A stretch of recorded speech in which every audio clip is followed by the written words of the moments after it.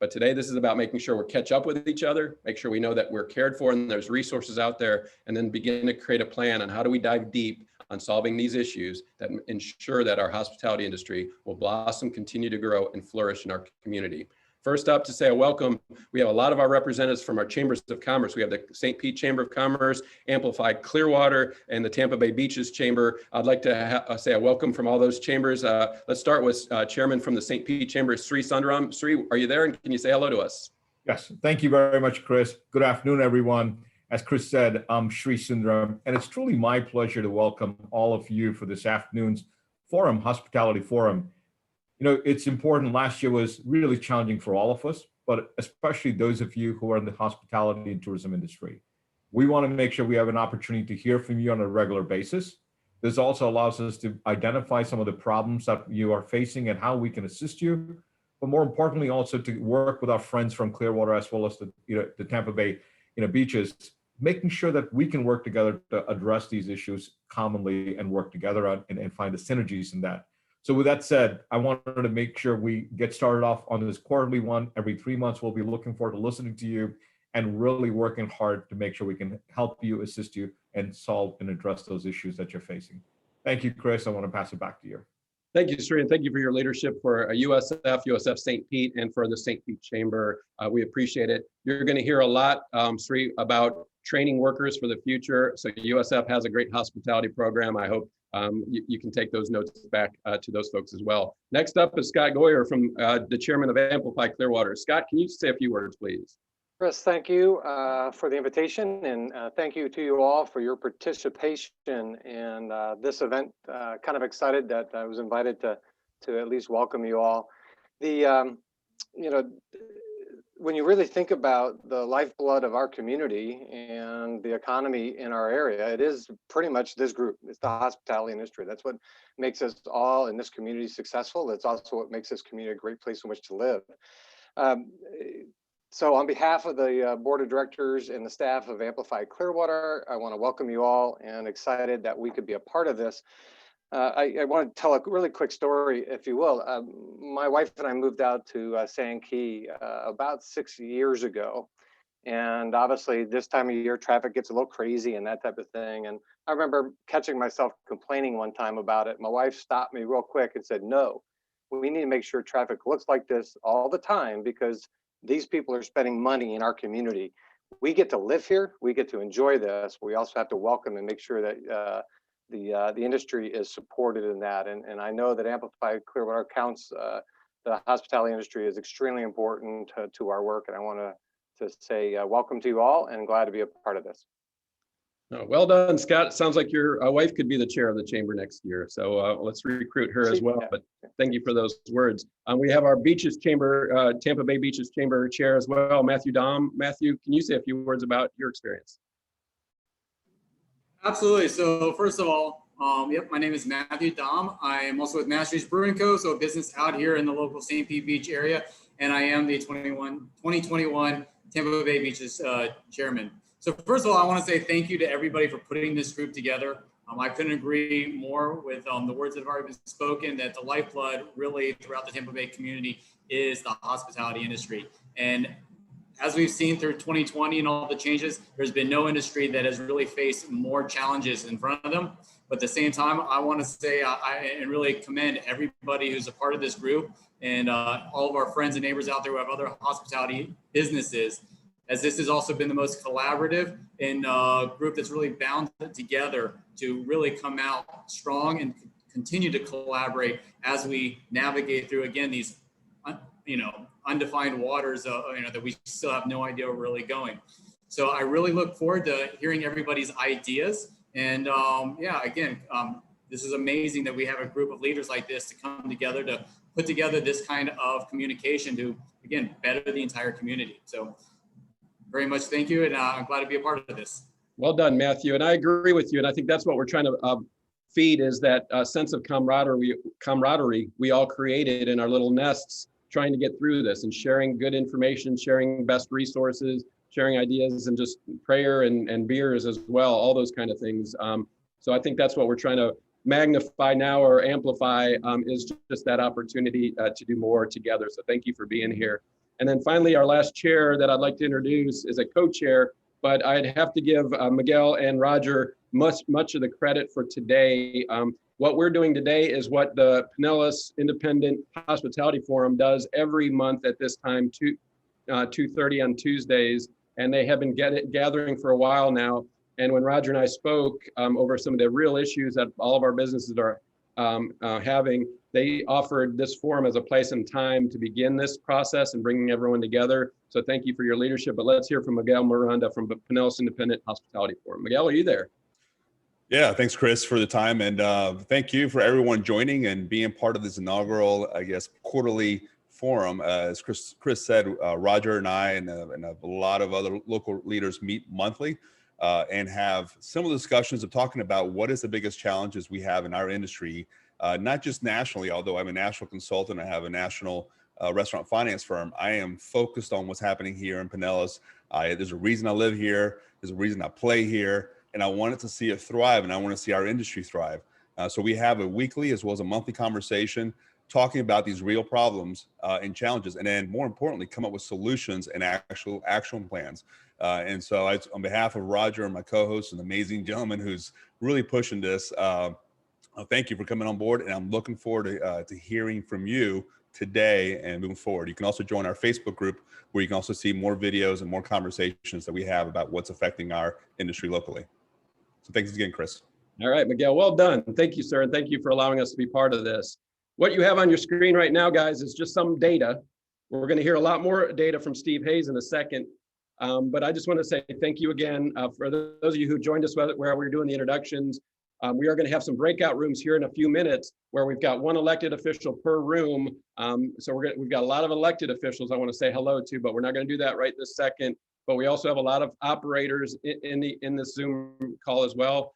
You're going to get your chance in about 15 or 20 minutes to really give us the download of those kind of specific antidotes or ideas that you all have that our community should be embracing. But what we have in mind is to make sure we're looking at this information in front of us. This is the Florida scorecard that the Florida Chamber creates and allows our communities to use it. This is Pinellas County metrics.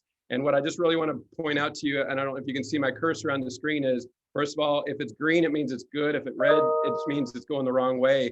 You can see our COVID reporting is here. You can see while we're still above that 6% or 5% that we all thought was safe, it is declining. It's been going up and down since St. Patrick's Day. We've had a steady increase, but not a maximum increase. And you can see today, we're still over that 200 number where we were under, below, but it's coming back down. So you're still seeing people being infected in our community, and we have to take that seriously. But why I'm optimistic, but also really seeing the future of going, how are we going to do this, is look how many unemployed folks we currently have now. Year over year, from this time last year, we've only lost 7,000 jobs, guys, but total decrease, it's our unemployed, those who are on unemployment rolls are at 19,000 folks. At one point, that was as high as 99,000 in Pinellas County. So a lot of people are back to work. Hopefully they're back to work in your establishments. But what I've heard a lot of is they're not coming back because they're doing other things. They've been retrained or they're trying other opportunities. But having said that, we still need to get that going. So you can see with an unemployment rate of 4%, every industry is going to have a hard time trying to get people back now because it's April and we're at 4%. So I anticipate this is going to be a tighter labor market. So sharing best practices is going to be really important, and really understanding where the future is and what kind of demand that is. So what I'd love to do now is stop talking about that and getting Steve Hayes, who leads Visit St. Pete Clearwater, our industry leader, our promoters, but also the data folks, to really help us understand what the heck just happened, Steve. And then what do you guys see in your crystal ball about, are we expecting more people to come this way? Do you see any openings for us? And how do you guys see the future? So let me introduce to you Steve Hayes. Steve, are you there? I am, Chris, and thank you for inviting us to be part of this. Let me get my screen share going. And please tell me you can see everything. Beautiful. Well done. Awesome. Great. Awesome. So what I'm going to run through real quick, let's talk about COVID and the pandemic and when it hit. So let's look at occupancy, and this is within the hotels itself from January of 2019 to present. And this is for the months of February, March, and April. So you can see where we were in 19. This was March of 2020. Or February, we were as high as up to 86%. By March, we had dropped to 52%. By April, we were down to 20%.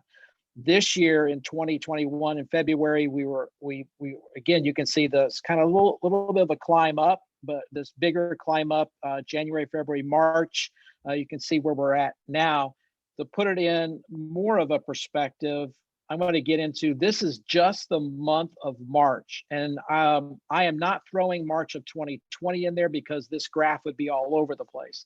But looking at March of 2019, which was considered a banner year, the orange line is 2021, and the blue is 2019. And you can see up until mid-March, we were below the 2019 numbers. But right around about the 13th of March, we started to see the numbers that are being ahead of 2019. And when we talk to our hotels, and I don't care where we are in the county, but beach, whether it's inland, I mean, we saw hotels who thought they would run in the mid to high 70s for spring that are running in the mid to high 90s for visitation. This looks at room revenue from January of 2020 to March of 15, and I put it at March 15th only because at this point the percent change goes way up here because this is where we have the decline from last year. But you can see we were doing well up until the beach closed in March. You see the huge dip here. I mean, we've never seen anything like this. Beaches reopen in May. And you basically see again, we're still below where we were the previous year. Then we had Labor Day. And the one thing about this, why we had the bigger spike, is the previous year in 2019 would have been Irma. And so that, again, you had people that weren't traveling at that time period. The next big spike we had was around New Year's and Christmas. Then the next one after that was Super Bowl. And then the next one after that was spring break. In this case, even after Super Bowl, you can see this steady increase in business as we go forward. This looks at the tourist development tax collections. Again, you can see the green dotted line is 2020. You can see the drop off to see where we were at, even though we were on record pace. The black line is 2021. And right now we're mirroring pretty much 2017 at this point.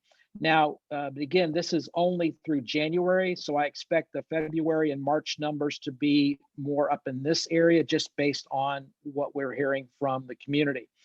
When you look at the change in tourism between 2019 to 2020, you can see going from 15.2 million down to 12.5 million visitors. And while that doesn't seem like a big change, a lot of that was we had less overnight visitors and more day trip visitors, which also impacted spending and the overall economic impact of the community.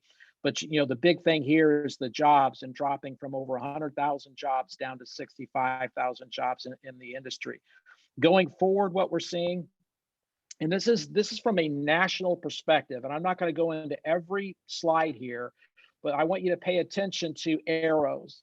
And in this case, what we're seeing is a lot of trending arrows going up, where people are wanting to travel, they're wanting to get back out again. And this research has been going on since last March. So you can see the timeline of the types of data that we have there. So to see it continue to go up like this is a good sign for our industry and our community. Again, openness to travel, again, upward trend. This one here, even if it's tentatively scheduled, which months do you currently plan to take a leisure trip? Right now, you can see between April and December, 84% of folks said they have something tentatively scheduled. That's a huge increase to what we saw several months ago. So the public is more and more interested in traveling. And as I look into the crystal ball and we look forward, I think, again, we're going to see numbers that may not be as high as 2019, but they're definitely going to be way over 2020. And again, the other aspect to that will be the spend. I will tell you this, in our messaging that we have out, typically we pull ourselves in when we get closer to summer in terms of messaging. We have actually purposely kept our advertising outside, going into that lower Midwest, some of that Southeast, getting that fly drive market versus the regional drive market. So crystal ball, actually the magic 8 ball would say future looks better. And again, thanks to everyone that helped make it successful in what we have here in Pinellas County. Well done, Steve. Thank you very much. And you did that in your time frame, and I appreciate it. Just a follow-up question that we have is about a lot of us, you talked about it, the drive time market, just the locals who staycationed here. How does that impact your I mean, just help me understand, does that impact, because I know like our restaurants and folks saw so much business that the hotels may not have seen. How do you guys capture that, or how do you think about those kind of issues when it's not just a hotel tax that you're tracking? Can you get a sense of the market itself from the other spends? So one of the things that we track, and for the group as a whole, what we will go through and do is we do intercepts of visitors in the market. So whether it's at a beach location, whether it's downtown in St. Pete, it's at John's Pass, in areas where we know visitors are congregating, and we've a questionnaire. And part of one of the things that we look at is spend. What are you spending while you're in our county? And you're looking at food, you're looking at shopping, you're looking at lodging. I mean, the gamut, because bottom line is, the more that they spend here, that goes into small business, and that goes in to support those businesses. And so we want to make sure that we're getting a visitor here that has a good ROI, that has that higher spend across the many businesses in the community. And that can be somebody from, let's say, Tampa coming here for a long weekend, but it also could be someone coming from Lexington, Kentucky, who's going to spend more time here in our community. So we look at all of those things when we have our data. Gotcha. And I know I don't want to put you on the spot, but I've been in presentations with you. The average daily spend of somebody who comes here is what? $400 per family, or $100 per?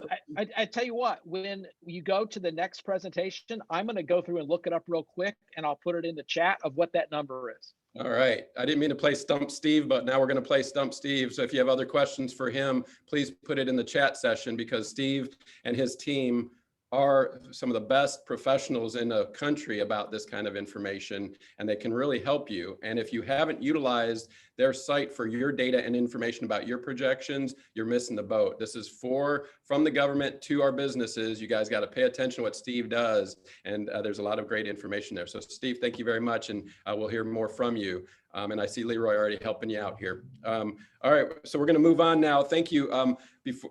As we head towards our forums, I want to hear from those who are operating in those organizations that are focused on making sure our hospitality business is centered. And the first one I'd love to bring up is Amanda Payne from Amplify Clearwater. She's the CEO there. You've got your hands full of Clearwater Beach and what's going on there. So Amanda, can you help us give us a sense of what your business is or what you've been through this last year as well? Sure. Thank you, Chris, and good to see everyone this afternoon. Thank you so much for joining us and just convening the opportunity to have this conversation. As you may know, and as Scott is probably sitting on that bridge most days going back and forth to work, Clearwater Beach is full. Our visitors are back. We're excited to have them and excited to see our market begin to return. Just to kind of echo some of Steve's numbers or just confirm some of the numbers throughout his presentation. I actually was just talking to a restaurateur earlier today. They were $100,000 ahead of revenue for March of 2020 from where they were in March of 2019. And that's one of our restaurants on the beach. So just there to confirm those facts, our hotel rates, revenue is at 2019 levels. Occupancy rates may not be, but what they're able to get per room. So revenue levels are returning to 2019 rates. So we're really excited to see that happen on Clearwater Beach and excited to welcome our visitors back to our beautiful sand. One thing that we do well at Clearwater Beach, and I want to give a big shout out to Christina Alspa. I know you can see her here on the screen. we connect regularly. We convene our partners regularly. We are in constant conversation. And for all of you in this industry, you know that that's part of knowing what's happening, what's going on around you. Part of the challenge is knowing what your neighbor is facing, because you're going to face it as well if you haven't. And if they've faced it, you can learn from it, right? So regular convening of conversations, that is what we do in North Pinellas County, able to connect all of our partners on Clearwater Beach and Sand Key. And it's, certainly part of what helps us to advance and address issues quickly. So I want to say thank you to Christina for the good job that she does with our partners and making sure that they stay regularly connected. In 2020, probably like most of you, we experienced a change in our visitor and the type of visitor that we had, and that's affected our beach. And it certainly affected our police force. We were seeing increase in calls and disturbances. That continued on through part of 2020. There was a time period where it dipped and then it returned. So we've kind of been off and on with some concern about the type of visitor that was coming. We certainly know Clearwater Beach has traditionally attracted international travel. With international travel not being as much of an option, we were seeing just a different type of visitor visiting our beach. And I don't know how else to describe them other than they weren't the traditional visitor that our community was used to seeing. So that came with increased need for police coverage, increased need from Parks and Recs coverage from a trash pickup standpoint, a lot of things that made our beaches beautiful. We began to suffer and recognize that we had some holes based on needing to adjust to the current challenges that we were facing. One of those was late night disturbances. CPD's calls went up significantly after about the 11 o'clock hour. And there was some thought and even an ordinance drafted by our city council to roll back our last call to 1 a.m. As you know, we all are uniform at 3 a.m. And that is in the case with Hillsborough County as well. And we felt like that was a good place for us to be. Obviously, our partners did not agree with that and offered to police themselves. So they are now our bars and late night bars, those specifically that stay open a little later, are on a probationary period under our city council and are policing themselves. So again, back to that, we convene regularly. We have a barkeepers group now, and they're holding each other accountable. They're meeting with CPD. They're beginning to put some measures and efforts into place that will change the metrics that CPD was seeing. And just last week, we met again for our third meeting. And CPD has been very complimentary. So that just goes to show that when the business community unites, that we can conquer together, and that together we can make sure that we keep our beaches, pristine, just like we'd like to have them. So with that, I did mention to Chris that we've experienced some of the same challenges that you're experiencing in St. Pete. I think we were a few weeks ahead of you, but we have been able to, from a business community standpoint, be a part of that conversation. The chamber has been a convener of those conversations and really served in that role to be a liaison between our city government and our business community, which is the role that we should all play. We stay very connected to our city council members, to our mayor, to our Parks and Rec, and to our CPD, and just furthering those relationships. So together we accomplish great things. So thank you so much for being here, and I look forward to hearing from all of you. All right. Well done, Amanda. Thank you. And how important is it that we have the right kind of government officials? And so if you are an elected official, I know you're in our audience and you're going to be assigned a Zoom room. We're putting one elected official in each room so you can speak freely and you can listen clearly to everything that's going on. But because Clearwater Council listened to your efforts, your businesses were able to stay open. Thanks to all the efforts of our business community. City Council in St. Pete did the same thing. While they were concerned about what was going on, they understood best practices and trying to get everybody back going. But we all know now how critical it is to make sure these forums include our government officials so they really do have the kind of information they need to help us make the decisions that we're asking for them. So well done and making all that happen for us up in North County. And I know you guys are quite the spring break place, and it was fun to watch you guys learn how to do it this new way. What I'm really interested in going forward is, man, just think about how crowded we are right now, and we don't have any international visitors or to speak of. They have not come back yet. Just wait, right? I mean, you have not seen traffic yet till we open up all the doors. So thank you, Amanda. All right, next is Roger Curlin. Roger is mostly responsible for today. He was the one that said, hey, Chris, we got to get this stuff out. We got to get people's help. We got to start connecting the dots over all the community so that everybody in Pinellas County understands the issue. So let me introduce Roger Curlin, co-chair of the Pinellas Independent Hospitality Forum, also Club Saver. He's going to discuss the 6 headwinds his industry group has discussed. So Roger, the floor is yours. And thank you, Chris. You're very kind. It's everybody here. It's the team effort. It's the collaboration that we're doing together. That's the most important. And obviously, thank everyone for being on the call here. As most of you know, we've come through significant challenges over the last 12 months, and now we face another series of headwinds.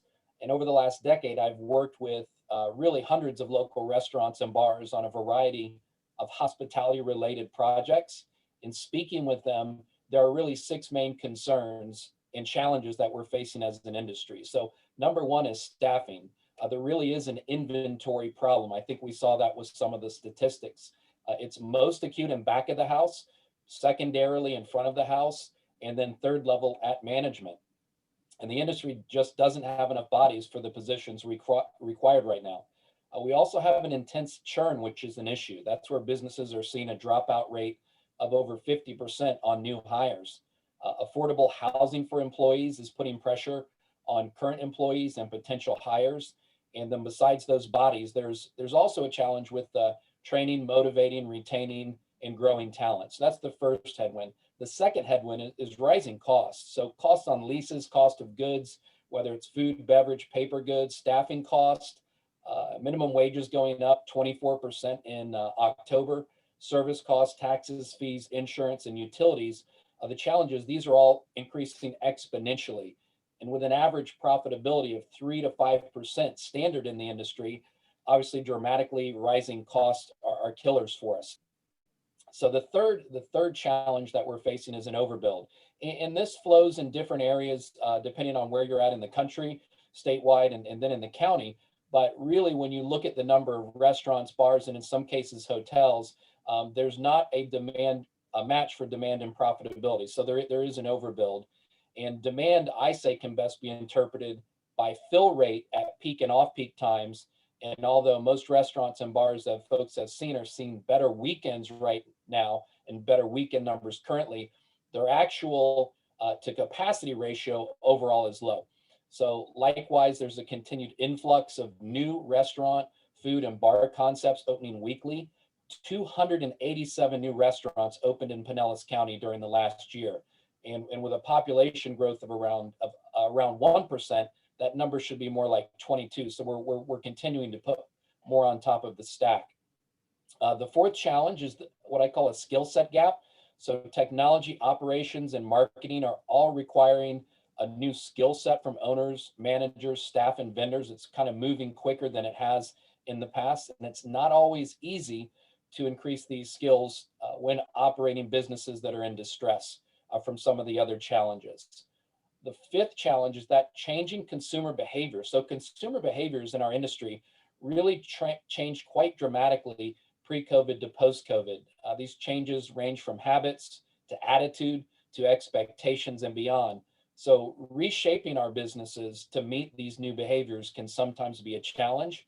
And some of the changes involve grocery habits, delivery and to-go trends, meal kits, disposable income that folks have, and those, again, expectations of their experience. And last but not least, for folks that are doing build outs, remodels, et cetera, the sixth challenge is inspections, permitting, and coding.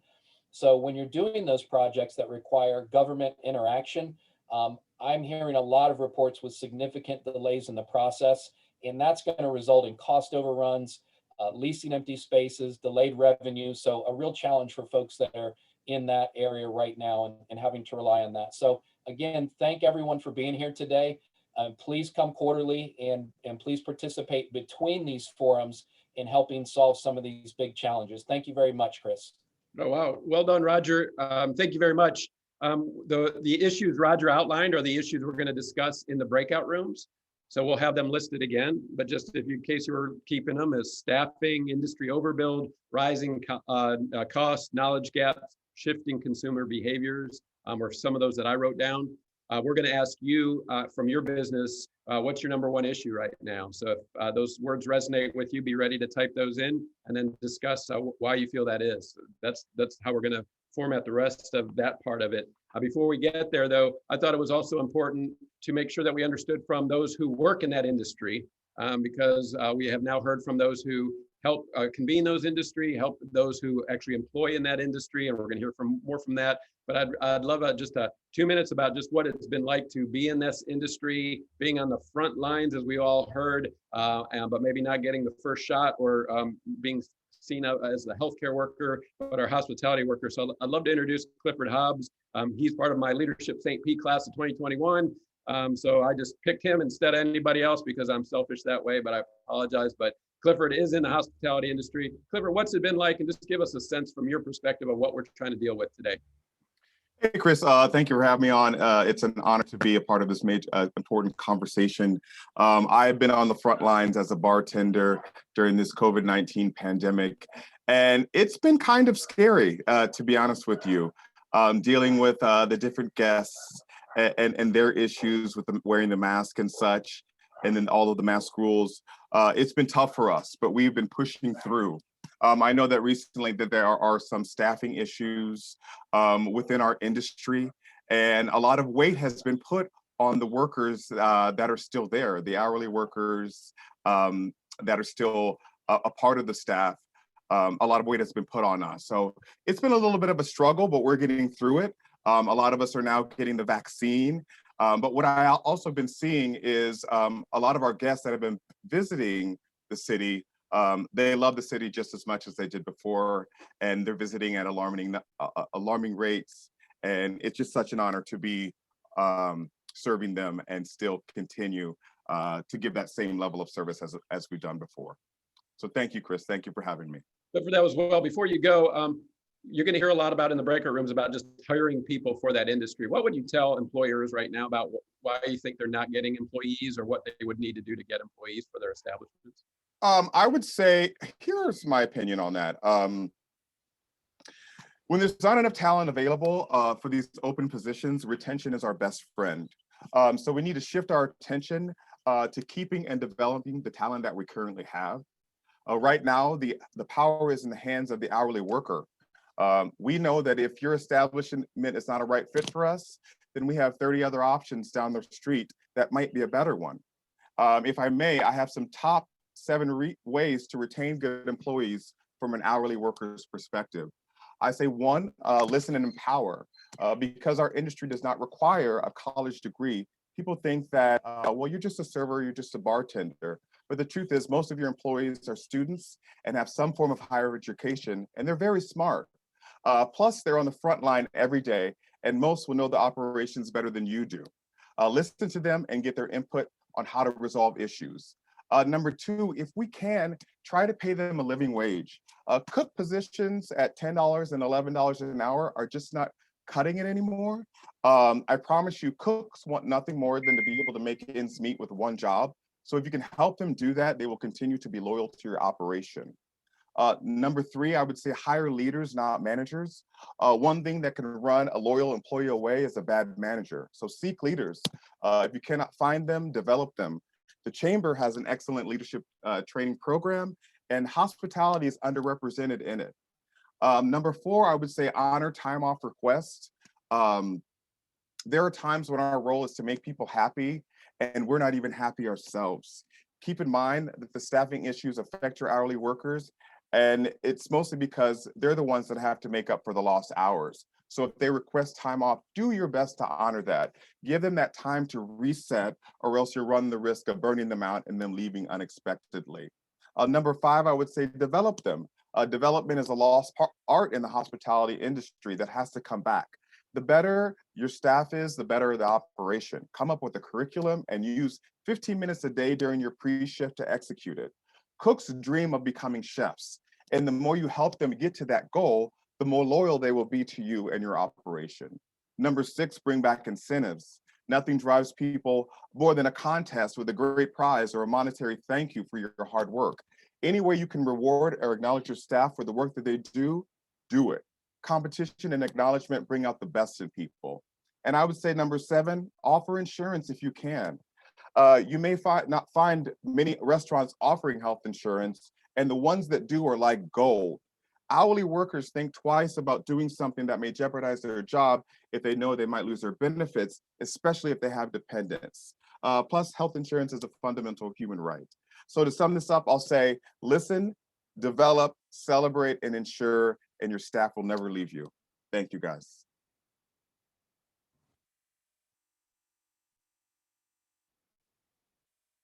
You're muted, Chris. Sorry, Clifford. I was just, first of all, I love you, man. That was well done. Would you do me a favor and type those 7 things into the chat? Because I believe that was the best nugget so far. Is like, really, I think those are great reminders of the human interaction we have to have with our employees and the opportunities that are created when you brought those ideas to mind. So thank you very much for that, and well done. All right, we're on perfect timing, and so we've got great time. What I'd love to do now is shift into, okay, so now we got to get going. We got to do things, and there's a lot of you all that have been doing things from the very beginning. All of our chambers, all of our organizations are doing things. I've been watching Robin Miller over at the beaches now for a while. I'm always amazed how much she can get done in one day, but she gets a lot done. But she has really been in the midst of trying to figure out how to get these job fairs going, how to make things work, how to really listen to those employers and get people to them while everything else is crazy around her. So I appreciate, Robin, your leadership. Help us understand what you've learned so far, where you're heading with these ideas, and then how we all can work together on what you've figured out so far and how much more to go. So Robin Miller, please. Well, thank you. Thank you, everyone, especially you, Chris. And I've always loved working side by side with you and partnering. I do want to just say quickly to Clifford, 2008, best class ever. Uh-oh.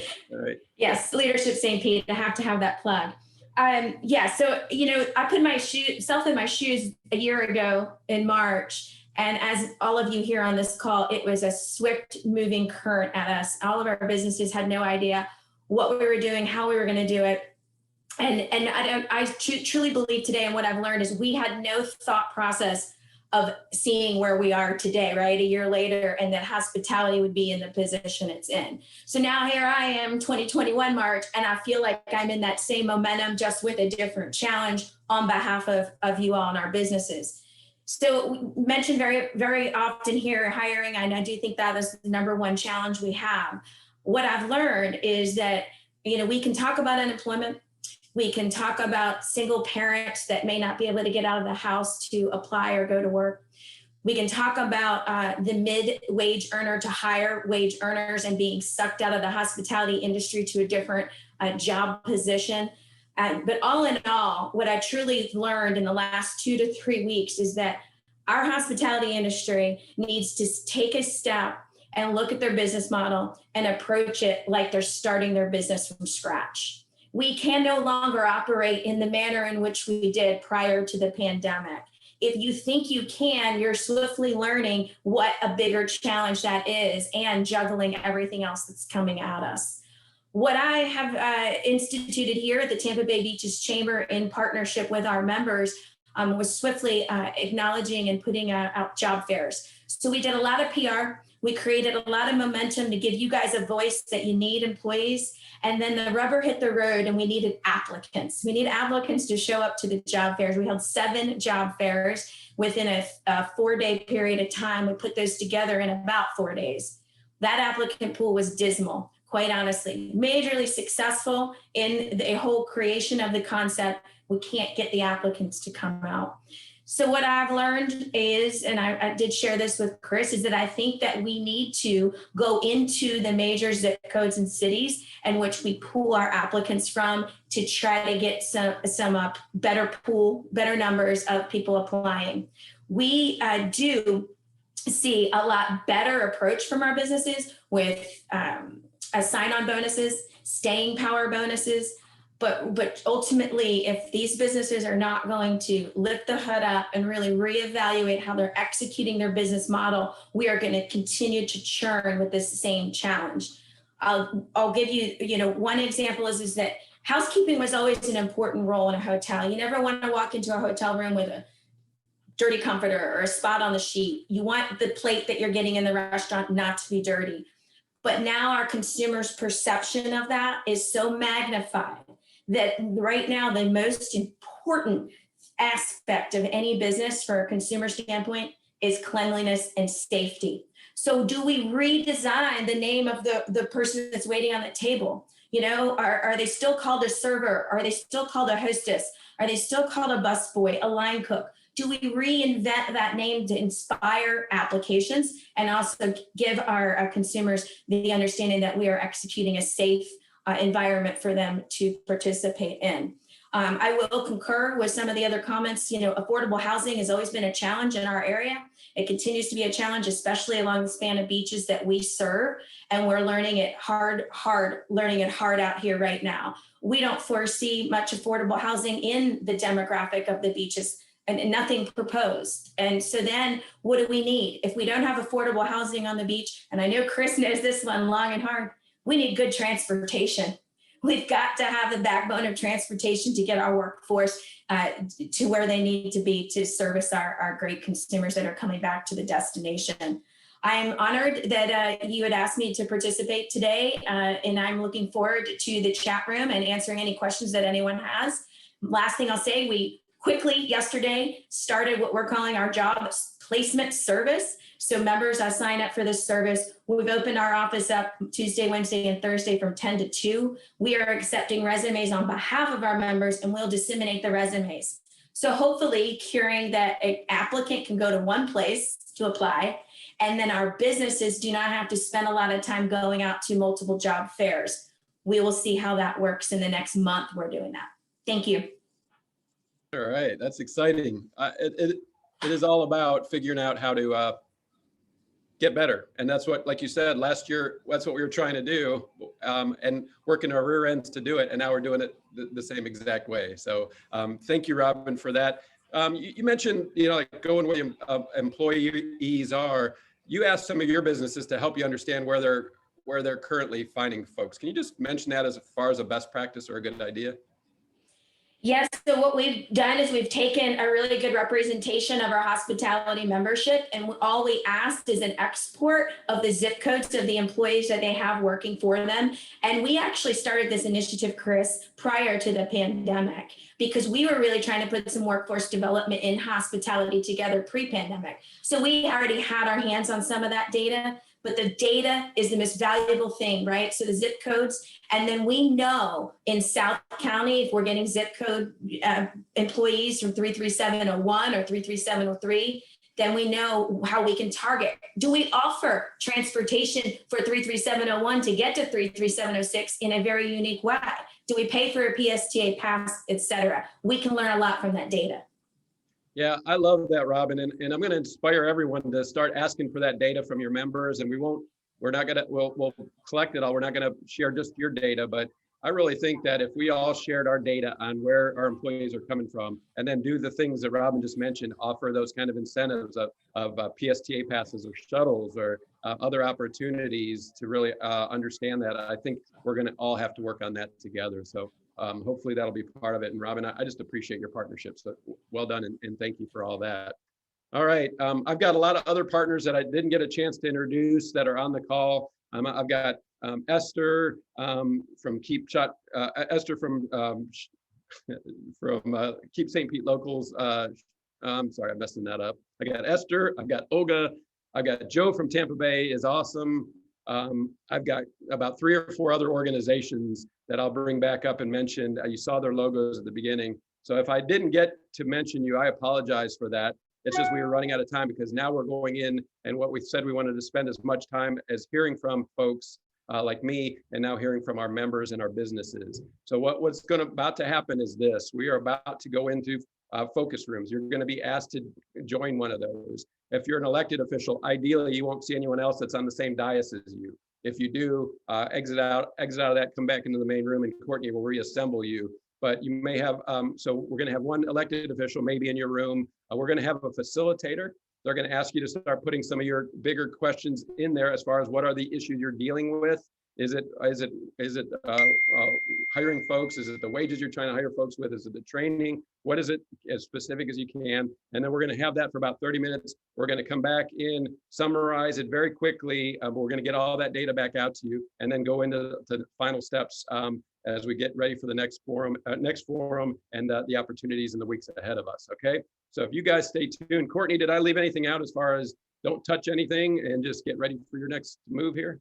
No, we're gonna be, you'll be taken automatically into your room, and room hosts will start recording once you get in there. All right, thank you, Courtney, and thank you to all of our speakers of the first part, and I'll see you in a little bit. Take me away.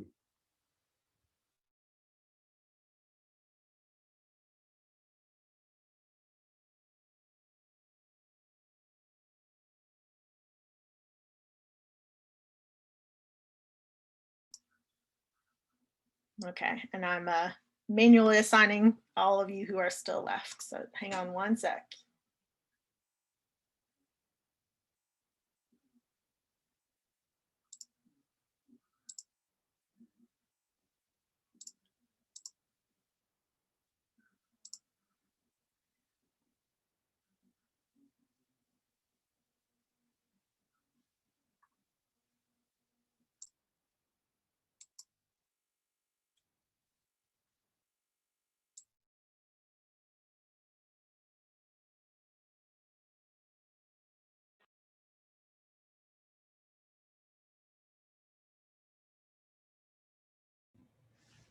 All right.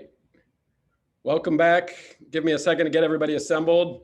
I believe Ryan Griffin's still talking in my focus group, so somebody go grab him and bring him back. Oh man, that's. Oh wait, there he is now. Okay, good. I'll put a pin in it. I'll follow back up with that thought later. All right, well, welcome.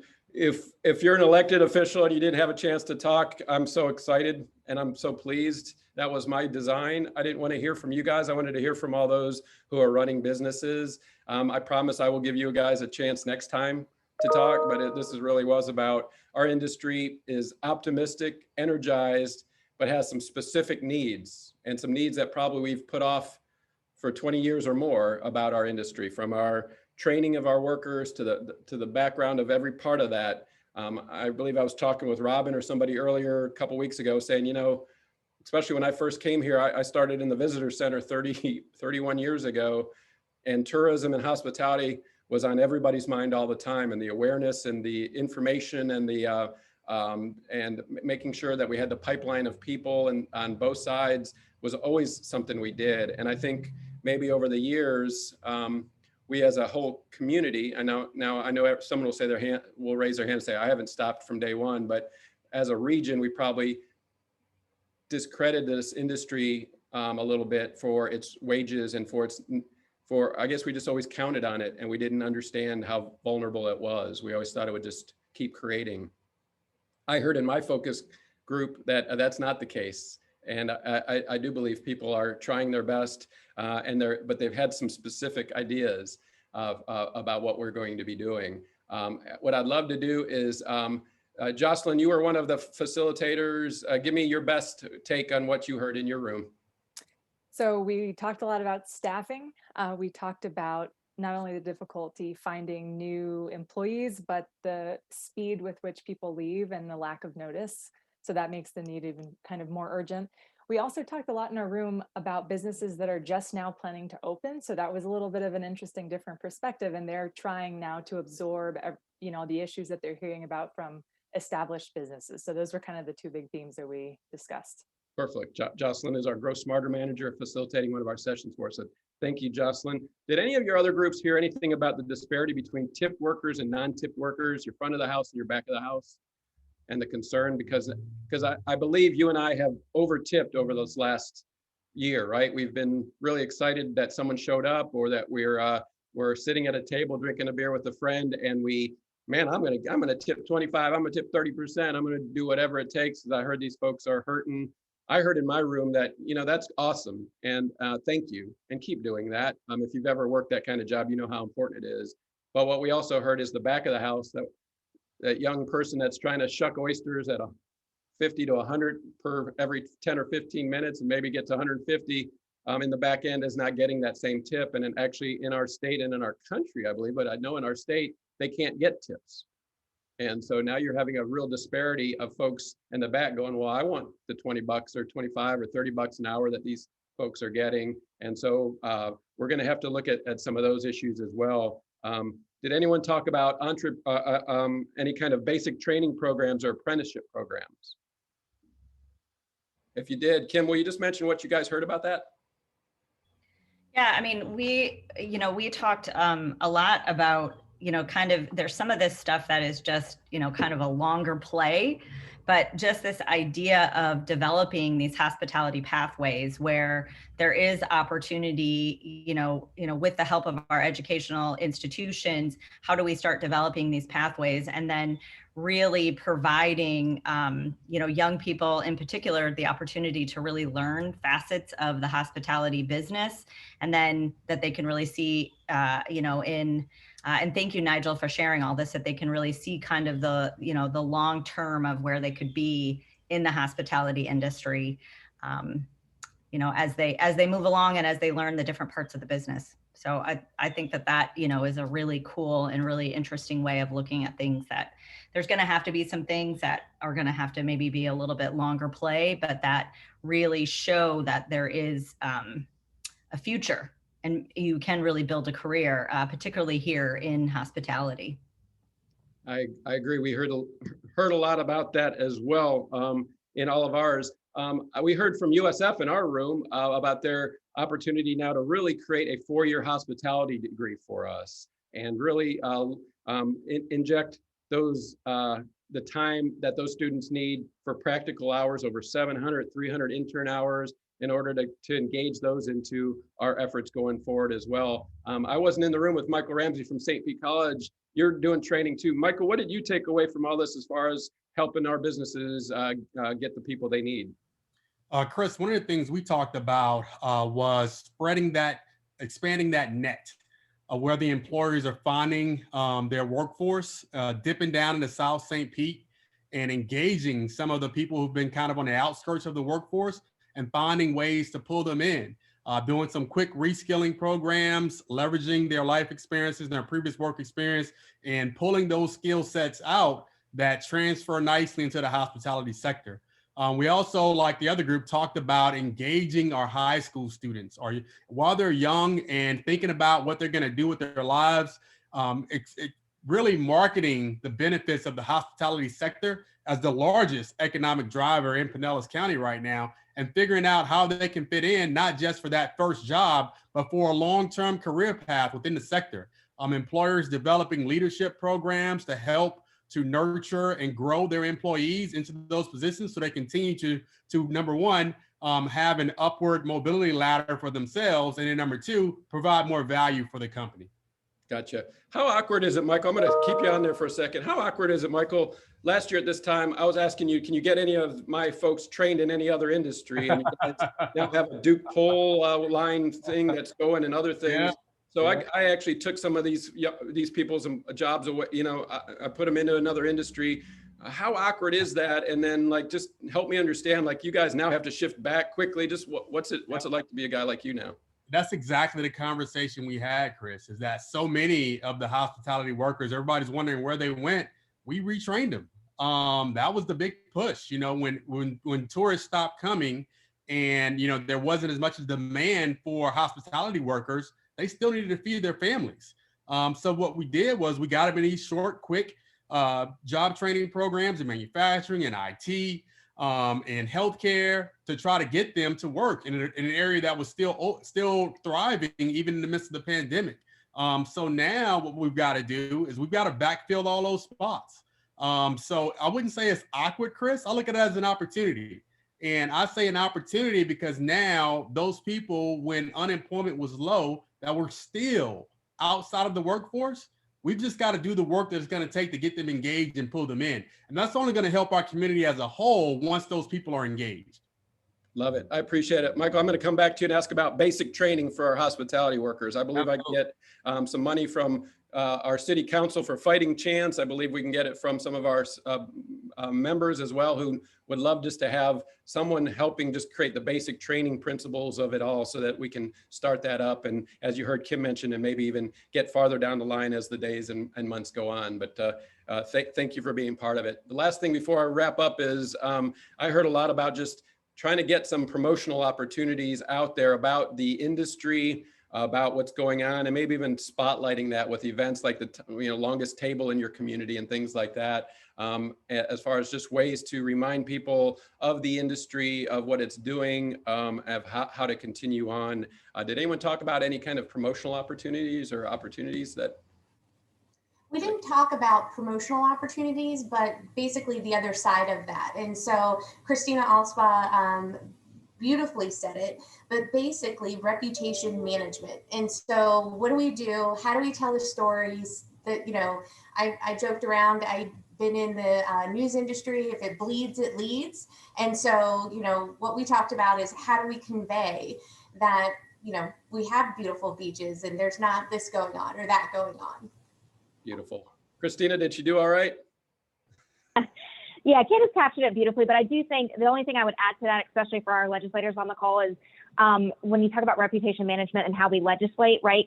What does the curfew say to the outside world about what's going on in your destination and whether or not it's safe? So every decision we make, just thinking through all the potential unintended consequences through the eyes of the visitor, packing our beaches and taking photos and how does that look and what does that say? Just put yourself in the media shoes because you're going to pick up on the bad ones and what does that lead to? Well done, Christina. Good job. Thank you very much. All right, guys. So what I'd love to do is, Christina, do you think Amplify Clearwater will come back and work with us on some of these issues? Yeah, absolutely. You can count on us. Perfect. Robin from the beaches, you think the Beaches Chamber would come back and do that? Come on. Are you there? Anybody from the Beaches Chamber? Did I lose you already? Yeah, it looks like she dropped off the call, but I'm sure she would agree. She'll say yes, Chris. Gotcha. Beautiful. And then I really want to say thank you to all of our Keep St. Pete local folks. Tampa Bay is awesome. Shop St. Pete local. And I'm going to give the final words here to the Pinellas Independent Hospitality Forum and Miguel and Roger. Roger, did this accomplish what you're hopeful of? And what do you see for our next one? Absolutely. Thank you, Chris. So it begins with collaboration and it begins with communication. So we've begun that process now. So that we are not going to come out of these challenges by trying to do them alone. No one of us can do them alone. No one group can do it alone. So it's going to take all of us together with these conversations, communications, and collaborations to get it done. So thank you to everybody that helped put this together really quickly, but great information shared today. And I will quickly type in the window the Pinellas Independent Hospitality Forum link for folks that want to join in. And this is meant for our hospitality owners, managers, and leaders. And we're working around the clock in keeping people together. So let me put that in the chat. Thank you. Thank you, Roger. I appreciate that. And before I go, I do have Todd Gerke from the Don Cesar, the world recognized Don Cesar, has a couple ideas as well. Todd, are you still on the line? I am, Chris. Thank you. I just wanted to make a quick comment. We haven't really been talking about this much, but unfortunately, the incredible tourism demand will come to a screeching halt if our water quality gets changed and the current red tide from down in Southwest Florida continues to come north. This Manatee County spill that's currently going on and dumping water into the bay, that's something that we should all be watching very closely. I know our team has been extremely engaged in it and trying to work with some folks to get more information. But I just want to throw it out there that this all sounds hunky-dory until nobody can go in the water, then we have major problems. Yeah, Todd, I think we're all, way to bring us down at the end. I appreciate it. Sorry, Chris. That's all right, brother. I just didn't want it to go unmentioned, man. We need to from a tourism standpoint, this is an absolutely critical tourism element. Staffing isn't going to mean anything if our numbers all of a sudden drop to zero again. Gosh, that is the best way to do it. And if you're an elected official, will you heed those words and talk to somebody about making sure they're doing everything possible to keep that contaminant from making those blooms get larger in our community? I think that's great perspective. So thank you. So what we're going to do is we're going to send you, if you are on this, an email. It's going to have a questionnaire. Please fill it out. There'll be gifts and prizes for those who do fill it out. and I'll figure that out later. Not really, but we'll say there it will be. I need your input because that's going to program the next one. We're going to reach out to you before the next one to see if you want to engage in any of our organizations, any of the chambers or the different organizations' efforts, because every one of us needs volunteers to make sure that happens. So we were going to be back in touch. We're going to try to do this on a quarterly basis to make sure that we can become the best ever. There's a lot of great opportunities. So I left you with 2 minutes of your day. You guys left us with a lot of great data. Thank you to all my facilitators, all my speakers, all the sponsors, everybody who's here that cares about this industry that's made us what we are and is going to continue to grow for us in the future ahead. So thank you all. Have a safe and happy week, and we'll see you soon.